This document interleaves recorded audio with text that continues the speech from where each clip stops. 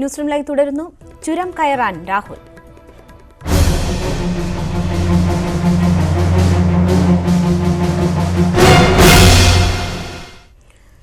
രാഹുൽ ഗാന്ധി ബുധനാഴ്ച സംസ്ഥാനത്തെത്തും. വ്യാഴാഴ്ചയാണ് വയനാട്ടിൽ നിന്ന് മത്സരിക്കാൻ പത്രിക സമർപ്പിക്കുക. പ്രിയങ്ക ഗാന്ധിയും ഒപ്പമുണ്ടാകുമെന്നാണ് സൂചന. രാഹുലിനെതിരായ സ്ഥാനാർത്ഥിയെ പിൻവലിക്കാൻ ഇടതുമുന്നണി തയ്യാറാകണമെന്ന് KPCC പ്രസിഡന്റ് മുല്ലപ്പള്ളി രാമചന്ദ്രൻ ആവർത്തിച്ചാവശ്യപ്പെട്ടു. ഒരു ജനാധിപത്യ മതേതര ഭരണകൂടത്തിന് നേതൃത്വം കൊടുത്തുകൊണ്ട് രാഹുൽ ഗാന്ധി അധികാരത്തിൽ വരുന്ന ഇന്ത്യ രാജ്യം ആഗ്രഹിക്കുമ്പോൾ, ഒരു ഫാസിസ്റ്റ് ഭരണകൂടത്തെ അധികാരത്തെ പുറത്താക്കാൻ വേണ്ടി രാജ്യം ആഗ്രഹിക്കുമ്പോൾ എന്താണ് കഴിഞ്ഞ 5 വർഷമായി CPM എടുത്ത നിലപാട്? അവർ വിശദീകരിക്കണം. അവർ യഥാർത്ഥത്തിൽ ഇന്ത്യ രാജ്യത്ത് ഫാസിസത്തെ പരാജയപ്പെടുത്താനുള്ള സമരത്തിൽ ജനാധിപത്യ മതേതര ഐക്യം ഊട്ടിയുറപ്പിച്ചുകൊണ്ട് മുന്നോട്ട് പോകണമെന്നതാണ് അവരുടെ വാദമെങ്കിൽ തീർച്ചയായിട്ടും അവർ അവരുടെ സ്ഥാനാർത്ഥിയെ പിൻവലിക്കാൻ മുൻകൈയെടുക്കേണ്ടതായിട്ടുണ്ട്.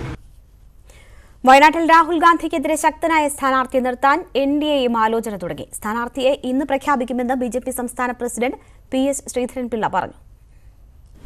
ശക്തമായ മത്സരം NDA കാഴ്ചവെക്കും. അതിന് അവിടുത്തെ സ്ഥാനാർത്ഥിയെ സംബന്ധിച്ചിടത്തോളം ഇന്ന് പാർട്ടിയുടെ കേന്ദ്ര നേതൃത്വം തീരുമാനമെടുക്കും. ഏതായാലും രാഹുൽ ഗാന്ധിയുടെ ഈ പലായനം, ഈ പേടിച്ചോടൽ, കുറേ ദിവസങ്ങൾ അവർക്കൊരു സീറ്റ് കണ്ടെത്താൻ വേണ്ടിയുള്ള ശ്രമത്തിൽ നെട്ടോട്ടം ഓടുകയായിരുന്നു. അവസാനം ഒരിക്കലും മുസ്ലിം ലീഗിൻ്റെ സഹായത്തോടെ AICC അവരെ ആശ്രയിച്ച്, മുസ്ലിം ലീഗിനെ ആശ്രയിച്ച് ഒരു തെരഞ്ഞെടുപ്പിൽ മത്സരിക്കേണ്ട ഗതികേടിൽ AICC എത്തിപ്പെട്ടു എന്നുള്ളത് ഇന്ത്യ ഒട്ടാകെ അവരുടെ ദയനീയ ചിത്രമാണ് കാഴ്ചവെക്കുന്നത്.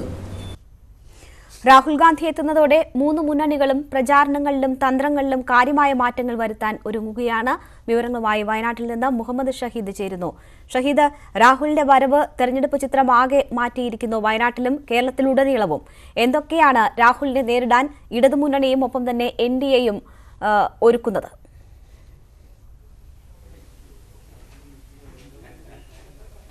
രേണുക, തീർച്ചയായും രാഹുലിൻ്റെ വരവോടുകൂടി കേരളത്തിൻ്റെ തെരഞ്ഞെടുപ്പ് രാഷ്ട്രീയ ചിത്രം തന്നെ മാറിയിരിക്കുകയാണ്. രാഹുലിനെ കേന്ദ്രീകരിച്ച്, അതായത് ഇടതുപക്ഷം കൂടി ഉൾപ്പെടുന്ന അല്ലെങ്കിൽ ഇടതുപക്ഷത്തിൻ്റെ പിന്തുണയോടുകൂടി പ്രധാനമന്ത്രി സ്ഥാനാർത്ഥിയായി വരുന്ന രാഹുലിനെതിരെ ഇടതുപക്ഷത്തിന് കേരളത്തിൽ വലിയ പ്രചാരണം സംഘടിപ്പിക്കേണ്ട ഒരു സ്ഥിതിയിലേക്ക് കാര്യങ്ങൾ മാറിയിരിക്കുന്നു.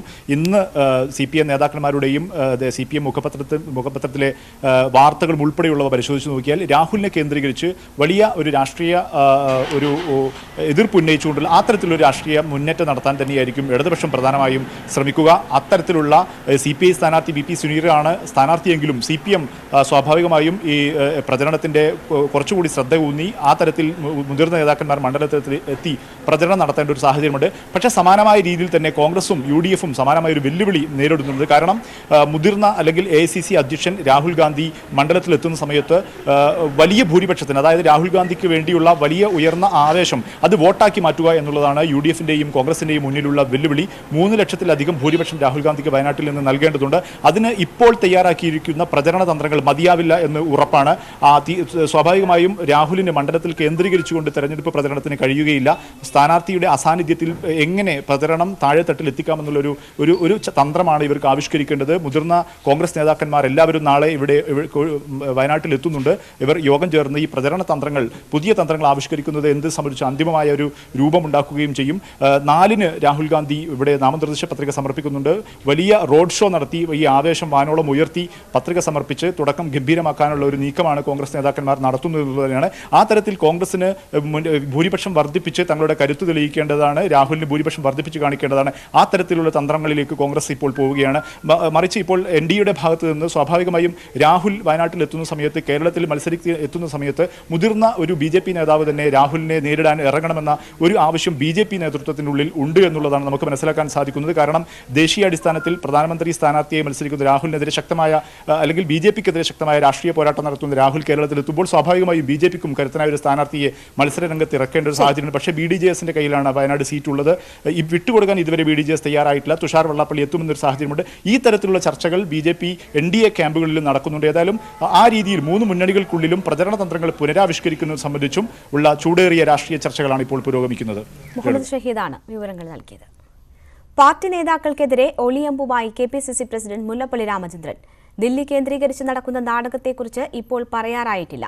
ചില അപ്രിയ സത്യങ്ങൾ പറഞ്ഞാൽ കോൺഗ്രസിലെ ചില മുതിർന്ന നേതാക്കൾക്കും വേദനിക്കുമെന്നും മുല്ലപ്പള്ളി പറഞ്ഞു. ചിലപ്പോൾ അപ്രിയ സത്യങ്ങളായിരിക്കും. സത്യങ്ങൾ ചിലപ്പോൾ പറയാൻ നിർബന്ധിതമാകുന്ന ചില സന്ദർഭങ്ങളുണ്ടാകും. ആ സന്ദർഭത്തിൽ പറയാതിരിക്കാൻ നിർവാഹമില്ല. BJPക്കെതിരായ മതനിരപേക്ഷ കൂട്ടായ്മയെ തകർക്കാൻ കോൺഗ്രസ് ശ്രമിക്കുന്നതായി CPM പോളിറ്റ് ബ്യൂറോ അംഗം S. രാമചന്ദ്രൻ പിള്ള. രാഹുൽ ഗാന്ധി പടക്കളത്തിൽ നിന്നും ഒളിച്ചോടുകയാണ്. തെരഞ്ഞെടുപ്പിന് ശേഷം രൂപപ്പെടുന്ന മതനിരപേക്ഷ കൂട്ടായ്മയിൽ ജൂനിയർ കക്ഷി മാത്രമാകും കോൺഗ്രസ് എന്നും രാമചന്ദ്രൻ പിള്ള കാസർകോട്ട് പറഞ്ഞു. പടക്കളത്തിൽ നിന്ന് ഒളിച്ചോടുകയാണ് രാഹുൽ ഗാന്ധി ചെയ്തിരിക്കുന്നത്. ഇന്നിപ്പോൾ കോൺഗ്രസ് വലിയ തകർച്ചയെ നേരിടുകയാണ്. അക്കാര്യത്തിലൊന്നും യാതൊരു സംശയവുമൊന്നുമില്ല. ഈ മതനിരപേക്ഷ തെരഞ്ഞെടുപ്പിന് ശേഷം ഉണ്ടാവുന്ന മതനിരപേക്ഷ കൂട്ടായ്മയിൽ ഒരു വെറും ജൂനിയർ പങ്കാളി മാത്രമായിരിക്കാം കോൺഗ്രസ്. ഈ തെരഞ്ഞെടുപ്പ് കാലത്തെ കോൺഗ്രസിൻ്റെ സമീപനങ്ങളാകെ പരിശോധിച്ചുകൊണ്ട് മതനിരപേക്ഷ കക്ഷികൾ അത് സംബന്ധിച്ച് ധാരണയിലെത്തിച്ചേരും. രാഹുൽ ഗാന്ധിയുടെ വയനാട്ടിലെ സ്ഥാനാർത്ഥിത്വത്തെ കടന്നാക്രമിച്ചും പപ്പു സ്ട്രൈക്ക് എന്ന് അധിക്ഷേപിച്ചും ദേശാഭിമാനി മുഖപ്രസംഗം. അമേഠിയിൽ തോൽക്കുമെന്ന ഭയമാണ് രാഹുലിനെ വയനാട്ടിലെത്തിച്ചതെന്ന് മുഖപ്രസംഗത്തിൽ പറയുന്നു. തന്റെ കർമ്മഭൂമി അമേഠിയാണെന്നും ആ സീറ്റായിരിക്കും ജയിച്ചാൽ നിലനിർത്തുകയെന്നും പ്രഖ്യാപിച്ച ഒരാൾക്ക് വേണ്ടി വയനാട്ടിലെ വോട്ടർമാർ എന്തിന് വോട്ട് ചെയ്യണം? കേരളത്തിലെ ന്യൂനപക്ഷത്തെ പറ്റിക്കാൻ ഈ ചെപ്പടി വിദ്യ കൊണ്ടാകില്ല എന്നും മുഖപത്രത്തിൽ പറയുന്നു. ലോക്സഭാ തെരഞ്ഞെടുപ്പിനിടെ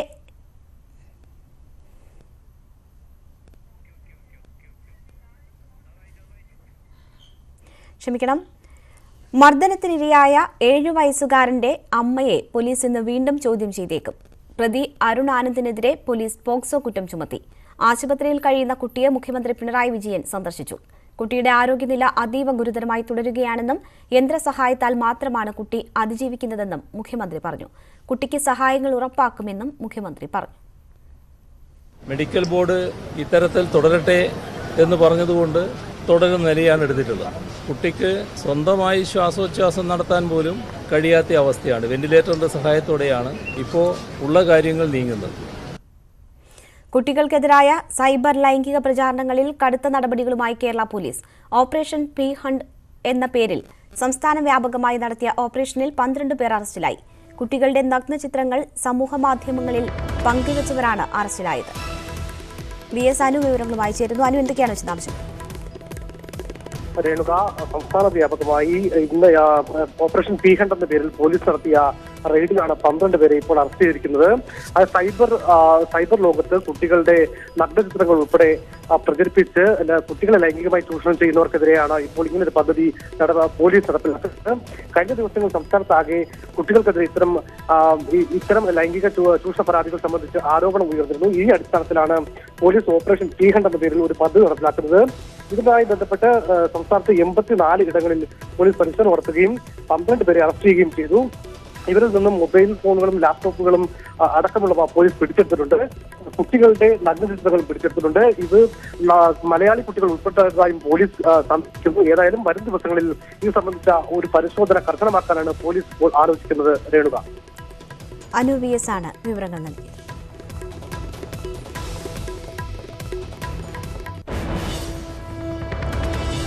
ഓഹരി സൂചികകൾ എക്കാലത്തെയും മികച്ച നിലയിൽ. സെൻസെക്സ് ചരിത്രത്തിലാദ്യമായി 39,000 പോയിന്റ് കടന്നു. സെൻസെക്സിൽ 270 പോയിന്റും നിഫ്റ്റിയിൽ 70 പോയിന്റുമാണ് ഇന്ന് ഉയർന്നത്. തെരഞ്ഞെടുപ്പിന് മുന്നോടിയായുള്ള ഊഹക്കച്ചവടവും ആഗോള എണ്ണവിലയിലെ കുതിപ്പുമാണ് ഓഹരികളെ പുതിയ ഉയരത്തിൽ എത്തിച്ചത്. ഈ ആഴ്ച പ്രഖ്യാപിക്കുന്ന റിസർവ് ബാങ്കിന്റെ പുതിയ പണനയത്തിൽ പലിശ നിരക്ക് കുറച്ചേക്കുമെന്ന റിപ്പോർട്ടുകളും വിപണിക്ക് നേട്ടമായി. കശ്മീരിലെ പുൽവാമയിൽ 4 ലഷ്കർ ഭീകരരെ സൈന്യം വധിച്ചു. ഭീകരർ ഒളിച്ചിരിക്കുന്നതായി രഹസ്യവിവരം ലഭിച്ചതിന്റെ അടിസ്ഥാനത്തിൽ സൈന്യം തെരച്ചിൽ നടത്തുകയായിരുന്നു. മണിക്കൂറുകൾ നീണ്ട വെടിവയ്പിനൊടുവിലാണ് ഭീകരരെ വധിച്ചത്. 3 സൈനികർക്കും പരിക്കുണ്ട്. നിയന്ത്രണ രേഖയിൽ പാക് സൈന്യം വീണ്ടും വെടിനിർത്തൽ ലംഘിച്ചു. ഇന്ത്യൻ സൈനിക പോസ്റ്റുകൾക്ക് നേരെ വെടിയുതിർത്ത പാകിസ്ഥാന് തിരിച്ചടി നൽകിയതായി സൈനിക വക്താവ് അറിയിച്ചു. റഡാറുകൾ കണ്ടെത്താൻ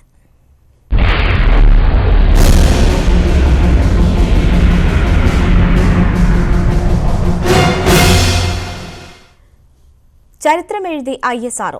ഇന്ത്യയുടെ എമിസാറ്റ് പ്രതിരോധ ഉപഗ്രഹം വിക്ഷേപണം വിജയം. ഒറ്റ PSLV റോക്കറ്റിൽ 29 ഉപഗ്രഹങ്ങളും 3 പേടകങ്ങളും 3 വ്യത്യസ്ത ഭ്രമണപഥങ്ങളിൽ എത്തിക്കുന്ന വിക്ഷേപണമാണ് ഇന്ന് നടന്നത്. രാവിലെ ശ്രീഹരിക്കോട്ടയിലായിരുന്നു വിക്ഷേപണം. ISROയുടെ 47ാം PSLV ദൗത്യം. ഒറ്റ റോക്കറ്റിൽ ലക്ഷ്യം 3 ഭ്രമണപഥങ്ങൾ. ഇന്ത്യയുടെ പ്രതിരോധ ഗവേഷണ വികസന കേന്ദ്രം നിർമ്മിച്ച എമിസാറ്റ് എന്ന അഡ്വാൻസ്ഡ് ഇന്റലിജൻസ് ഉപഗ്രഹമാണ് ഈ ദൗത്യത്തിലെ മുഖ്യ പേടകം.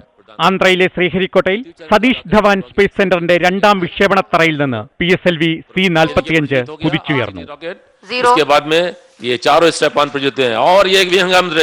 इस समय जो रॉकेट है इन 4 स्टेप ऑन और मुख्य रॉकेट को लेकर आकाश की ओर अग्रसर हो रहा है. ശത്രുവിന്റെ റഡാറുകളെ കണ്ടെത്താൻ കഴിവുള്ള പ്രതിരോധ രഹസ്യാന്വേഷണ ഉപഗ്രഹമായ എമിസാറ്റിനൊപ്പം മറ്റു രാജ്യങ്ങളുടെ 28 നാനോ ഉപഗ്രഹങ്ങളും വിക്ഷേപിച്ചു.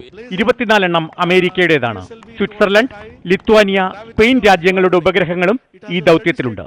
ISRO ആദ്യമായി PSLV QL വേരിയന്റ് റോക്കറ്റ് ഉപയോഗിച്ചു എന്ന പ്രത്യേകതയും ഈ വിക്ഷേപണത്തിനുണ്ട്.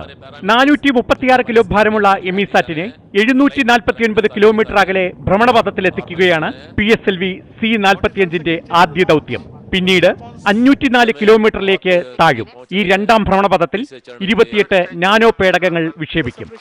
റോക്കറ്റിലെ 3 പേടകങ്ങൾ 485 കിലോമീറ്ററിലേക്ക് താഴും. അന്തരീക്ഷ പഠനത്തിനും കപ്പലുകളുടെയും ഹാം റേഡിയോകളുടെയും സന്ദേശ കൈമാറ്റത്തിനും സഹായിക്കുന്ന പരീക്ഷണങ്ങൾക്കാണ് ഈ 3 പേടകങ്ങൾ ഉപയോഗിക്കുക. പ്രധാനമന്ത്രിയുടെ മിഷൻ ശക്തി പ്രഖ്യാപനത്തിനു ശേഷമുള്ള ISRO ദൗത്യം എന്ന പ്രത്യേകതയും എമിസാറ്റിനുണ്ട്. News desk, news 18. രാജ്യസ്നേഹം തെരഞ്ഞെടുപ്പ് വിഷയമാക്കുന്നതിൽ തെറ്റില്ല എന്നും രാജ്യസുരക്ഷ മാത്രമാണ് NDA സർക്കാരിന്റെ ലക്ഷ്യമെന്നും BJP ദേശീയ അധ്യക്ഷൻ അമിത്ഷാ. ലോക്സഭാ തെരഞ്ഞെടുപ്പുമായി ബന്ധപ്പെട്ട് CNN ന്യൂസ് 18 സംഘടിപ്പിച്ച രാജ്നീതി ഉച്ചകോടിയിൽ സംസാരിക്കുകയായിരുന്നു അദ്ദേഹം. രാജ്യം കൈവരിച്ച നേട്ടം ജനങ്ങളെ അറിയിക്കുക മാത്രമാണ് മിഷൻ ശക്തി പ്രഖ്യാപനത്തിലൂടെ പ്രധാനമന്ത്രി ചെയ്തതെന്നും അമിത്ഷാ പറഞ്ഞു. തെരഞ്ഞെടുപ്പ് നേട്ടത്തിനായല്ല നരേന്ദ്രമോദി മിഷൻ ശക്തി പ്രഖ്യാപനം നടത്തിയത്. രാജ്യം കൈവരിച്ച നേട്ടം ജനങ്ങളെ അറിയിക്കാനായിരുന്നു അഭിസംബോധന. प्रधानमंत्री के प्रेस करने का सवाल है, प्रधानमंत्री की घोषणा करने का सवाल है.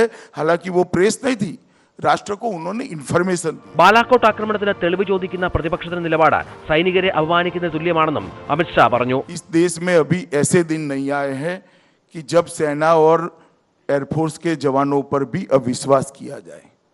देश की जनता को पूरा विश्वास है. ഇന്ത്യ പാകിസ്ഥാനിൽ നടത്തിയ സൈനിക ആക്രമണത്തിൽ കൊല്ലപ്പെട്ട ഭീകരരുടെ എണ്ണം താൻ പറഞ്ഞത് മാധ്യമ വാർത്തകൾ കണ്ടാണ്. देखिए, बहुत सारे मीडिया रिपोर्ट्स थे, मीडिया रिपोर्ट्स के आधार पर कहा, और मैं इसके लिए न्यूयॉर्क टाइम्स या वॉशिंगटन पोस्ट नहीं देखा, हिंदुस्तान के मीडिया के आंकड़ों पर ही किया है.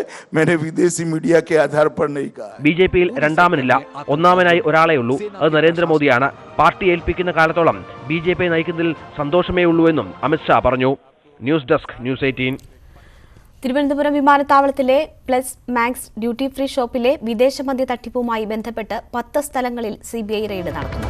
തിരുവനന്തപുരം, സേലം, തൃശ്ശിനാപ്പള്ളി തുടങ്ങിയ സ്ഥലങ്ങളിലാണ് റെയ്ഡ്. കസ്റ്റംസ് സൂപ്രണ്ടിന്റെ തിരുവനന്തപുരത്തെ വസതിയിലും റെയ്ഡ് പുരോഗമിക്കുകയാണ്. അനു ചേരുന്ന വിവരങ്ങളുമായി. അനു, റെയ്ഡ് ഇപ്പോഴും തുടരുകയാണോ? എന്തെങ്കിലും സുപ്രധാന രേഖകൾ കണ്ടെത്താനായിട്ടുണ്ടോ? റെയ്ഡ് ഇപ്പോഴും തുടരുന്നു എന്ന് തന്നെയാണ് നമുക്കിപ്പോൾ മനസ്സിലാക്കാൻ കഴിയുന്നത്. അത് തിരുവനന്തപുരം വിമാനത്താവളത്തിലെ പ്ലസ് മാക്സ് ഡ്യൂട്ടി ഫ്രീ ഷോപ്പുമായി ബന്ധപ്പെട്ട് ഏതാനും മാസങ്ങൾക്ക് മുമ്പ് തന്നെ ഒരു വിദേശ മദ്യ അഴിമതി ഉയർന്നിരുന്നു. അതായത് എയർപോർട്ടിലെത്തുന്ന ജീവനക്കാരുടെ പാസ്പോർട്ട് ഉപയോഗിച്ച് അവരറിയാതെ വിദേശ മദ്യം വിറ്റു എന്നുള്ളതാണ് കേസ്. ഇത് സംബന്ധിച്ച് 13,000 യാത്രക്കാരുടെ, കുട്ടികൾ ഉൾപ്പെടെയുള്ള യാത്രക്കാരുടെ പാസ്പോർട്ട് ഉപയോഗിച്ച് വിദേശ മദ്യം കടത്തിനായി പോലീസ് സ്ഥിരീകരിച്ചിരുന്നു. ഇത് സംബന്ധിച്ച് ഹൈക്കോടതി ഒരു കേസും നടന്നിരുന്നു. ആ സമയത്ത് ഹൈക്കോടതി നിരീക്ഷിച്ചത് വിദേശ നിർമ്മാണ കേന്ദ്ര duty free shop excise commissioner നേതൃത്വത്തിൽ ആരംഭിക്കണമെന്ന് ഹൈക്കോടതി നിർദ്ദേശിക്കുന്നു. എന്നാൽ ഇതിനെതിരെ കസ്റ്റംസും കേന്ദ്ര സർക്കാരും സുപ്രീം കോടതിയെ സമീപിച്ചിട്ടുണ്ട്. ഏതായിരുന്നാലും തൃശ്ശിനാപ്പള്ളി, തിരുവനന്തപുരം ഉൾപ്പെടെയുള്ള 10 ഇടങ്ങളിൽ CBIയുടെ റെയ്ഡ് ഇപ്പോൾ നടക്കുകയാണ്. നിർണായക രേഖകൾ പിടിച്ചെടുത്തതായും നമുക്കിപ്പോൾ സൂചന ലഭിക്കുന്നുണ്ട്. രേണുക, ശരി. VS അനുവാണ് വിവരങ്ങൾ നൽകിയത്. കാർഷിക വായ്പകൾക്ക് മൊറട്ടോറിയം ഏർപ്പെടുത്തുന്ന തീരുമാനത്തിന് അനുമതി തേടി സംസ്ഥാന സർക്കാർ നൽകിയ അപേക്ഷയിൽ അനുകൂല ശുപാർശ നൽകിയെന്ന് ടിക്കാറാം മീണ. മാനുഷിക പരിഗണന കണക്കിലെടുത്താണ് ശുപാർശ നൽകിയതെന്ന് മുഖ്യ തെരഞ്ഞെടുപ്പ് ഓഫീസർ അറിയിച്ചു. VV അരുൺ വിവരങ്ങളുമായി ചേരുന്നു.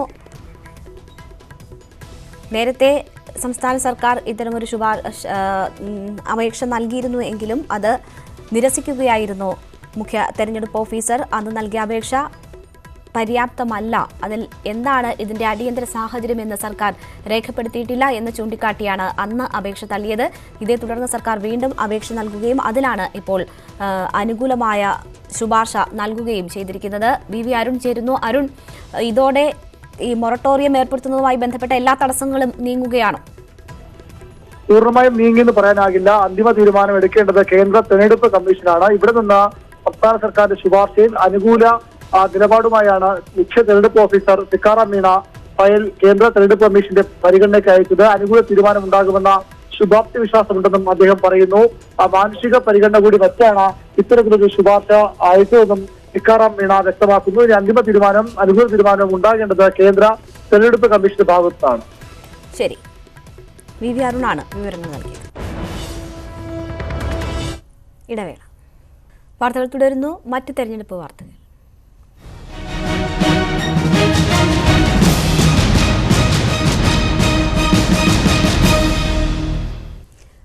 എറണാകുളം മണ്ഡലത്തിലെ വികസന സ്വപ്നങ്ങൾ പങ്കുവച്ച UDF സ്ഥാനാർത്ഥി ഹൈബി ഈഡന്റെ ചർച്ച. സമൂഹത്തിന്റെ വിവിധ മേഖലകളിൽ നിന്നുമുള്ള പ്രഗത്ഭർ ചർച്ചയിൽ വികസന കാഴ്ചപ്പാടുകൾ നിർദ്ദേശിച്ചു.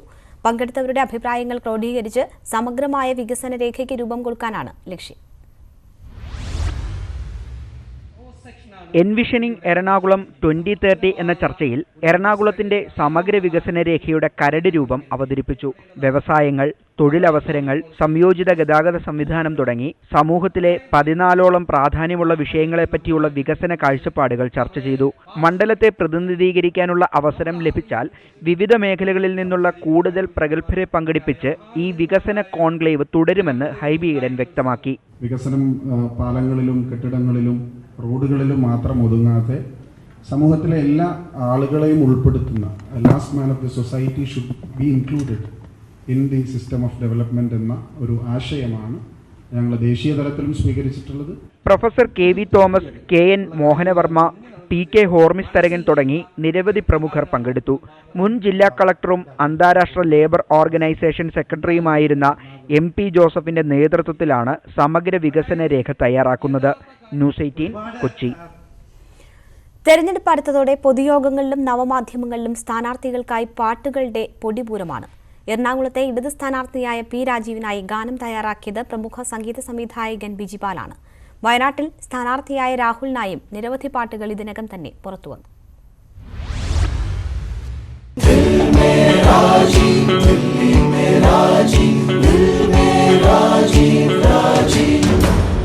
തീപടർന്നു ചെങ്കൊടി ചുവപ്പ്, ഇതാ ഉണർന്നു കോടി സൂര്യ സംക്രമത്തുടിപ്പ്. തെരഞ്ഞെടുപ്പ് കാലം പാട്ടുകളുടെ കാലം കൂടിയാണ്. ഈ തെരഞ്ഞെടുപ്പിലെ പ്രധാന പോരാട്ടങ്ങളിലൊന്ന് നടക്കുന്ന എറണാകുളത്ത് ഇടത് സ്ഥാനാർത്ഥിക്കായി പാട്ടൊരുക്കി രംഗത്തെത്തിയിരിക്കുന്നത് പ്രമുഖ സംഗീത സംവിധായകനായ ബിജിപാലാണ്. കാലമിന്നു തേർത്തെളിച്ചുവോ കൂടെയില്ലേ ഭൂമി മണ്ണേ, ഈ മകൻ നിനക്കു കാവലായി പിറന്നവൻ.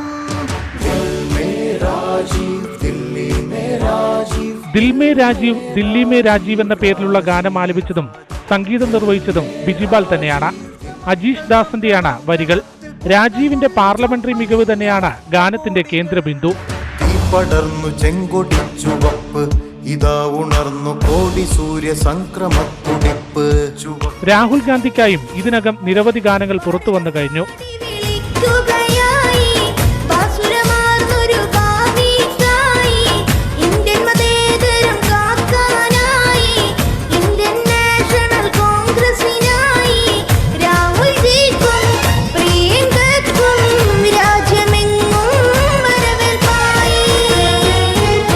ഗാനങ്ങൾക്കൊപ്പം തന്നെ യൂട്യൂബിലും ഫേസ്ബുക്കിലും സ്ഥാനാർത്ഥികൾക്കായുള്ള അനൗൺസ്മെന്റുകളും വൈറലാകുകയാണ്.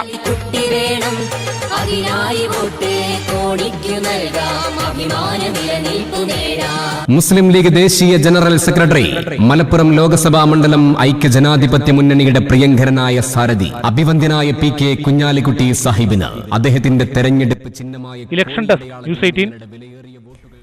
ചൂടിലുരുകി കേരളം.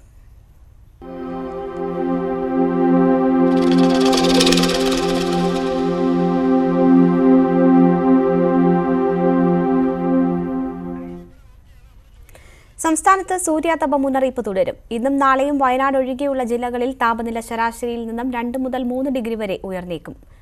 വിവരങ്ങളുമായി ഉമേഷ് ബാലകൃഷ്ണൻ ചേരുന്നു. ഉമേഷ്, ചൂട് ഇനിയും വളരെയധികം ബുദ്ധിമുട്ടുണ്ടാക്കുന്നു എന്ന് തന്നെയാണോ? ഇനിയും ദിവസങ്ങൾ എടുക്കുമോ ഈ സ്ഥിതിക്ക് മാറ്റം വരാൻ?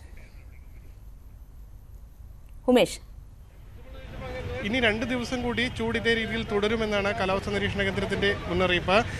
അതിനുശേഷം വേനൽമഴ ഉണ്ടാകുമെന്നുള്ളൊരു പ്രതീക്ഷയും കാലാവസ്ഥാ നിരീക്ഷണ കേന്ദ്രം പങ്കുവയ്ക്കുന്നുണ്ട്. വേനൽമഴ വന്നത് കഴിഞ്ഞാൽ ചൂടിനൊരു ആശ്വാസം ഉണ്ടാകുമെന്നുള്ള പ്രതീക്ഷയാണ് കാലാവസ്ഥാ നിരീക്ഷണ കേന്ദ്രം മുന്നറിയിപ്പ് നൽകുന്നത്. സംസ്ഥാനത്തെ 13 ജില്ലകളിൽ 2 മുതൽ 3 ഡിഗ്രി സെൽഷ്യസ് വരെ ഉയരും എന്നാണ് കാലാവസ്ഥാ നിരീക്ഷണ കേന്ദ്രത്തിന്റെ മുന്നറിയിപ്പ്. ഇതോടൊപ്പം സൂര്യതാപ മുന്നറിയിപ്പുകൾ ഇപ്പോഴും തുടരുന്നുണ്ട്.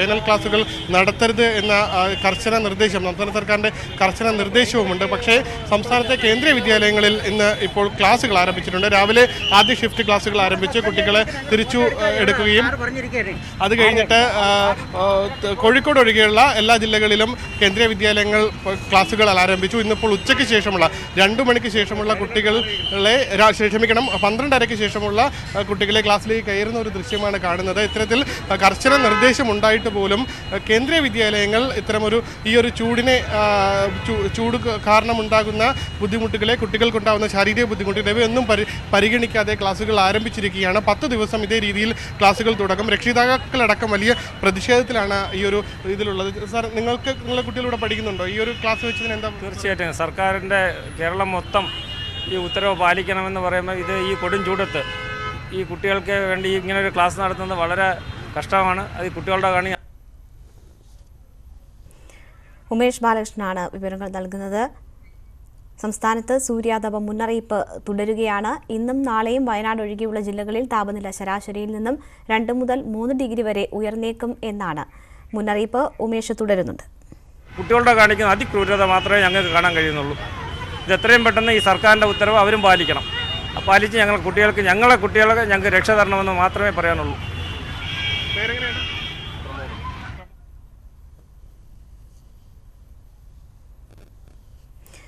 ഉമേഷ് ബാലകൃഷ്ണനാണ് വിവരങ്ങൾ നൽകിയത്.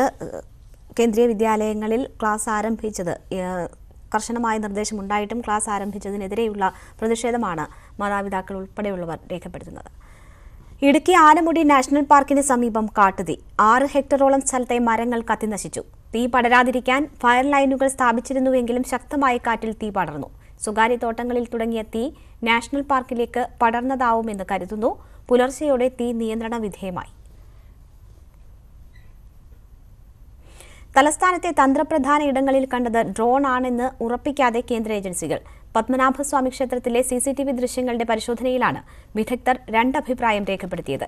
വിമാനത്താവള പരിസരത്ത് ഡ്രോൺ പറത്തിയതിന് കസ്റ്റഡിയിലെടുത്ത നൌഷാദിനെ ജാമ്യത്തിൽ വിട്ടു. പത്മനാഭസ്വാമി ക്ഷേത്രത്തിലെ CCTV ദൃശ്യങ്ങൾ പരിശോധിച്ച കേന്ദ്ര ഏജൻസികളിലെ വിദഗ്ധരും പറന്നത് ഡ്രോൺ ആണെന്ന് സ്ഥിരീകരിക്കുന്നില്ല. ദൃശ്യങ്ങളിലുള്ളത് വവ്വാലാണെന്ന് ഒരു വിഭാഗം പറയുമ്പോൾ ഡ്രോൺ ആകാനുള്ള സാധ്യത തള്ളിക്കളയാനാകില്ലെന്നാണ് മറ്റൊരു വാദം. ഇക്കാര്യത്തിൽ കൂടുതൽ പരിശോധനകൾ തുടരുമെന്ന് പോലീസ് വ്യക്തമാക്കി. അതേസമയം ശനിയാഴ്ച രാത്രി വിമാനത്താവള പരിസരത്ത് ഡ്രോൺ പറത്തിയതിന് കസ്റ്റഡിയിലെടുത്ത ശ്രീകാര്യം സ്വദേശി നൌഷാദിനെ ജാമ്യത്തിൽ വിട്ടു. നിരോധിത മേഖലയിൽ ഡ്രോൺ പറത്തിയതിനും പൊതുശല്യമുണ്ടാക്കിയതിനുമാണ് കേസ്. നൌഷാദിന്റെ 14 വയസ്സുള്ള മകനെയും പ്രതി ചേർത്തിട്ടുണ്ട്. കുട്ടിയുടെ മൊഴി രേഖപ്പെടുത്തിയെങ്കിലും അറസ്റ്റ് രേഖപ്പെടുത്തിയിട്ടില്ല. കഴിഞ്ഞ ദിവസം വിമാനത്താവളത്തിന്റെ ഭാഗത്ത് കണ്ടതായി പറയുന്ന ഡ്രോൺ പറത്തിയത് നൌഷാദ് അല്ലെന്നും പോലീസ് സ്ഥിരീകരിച്ചു. News 18 Thiruvananthapuram. News room live പൂർണ്ണമാകുന്നു. നമസ്കാരം.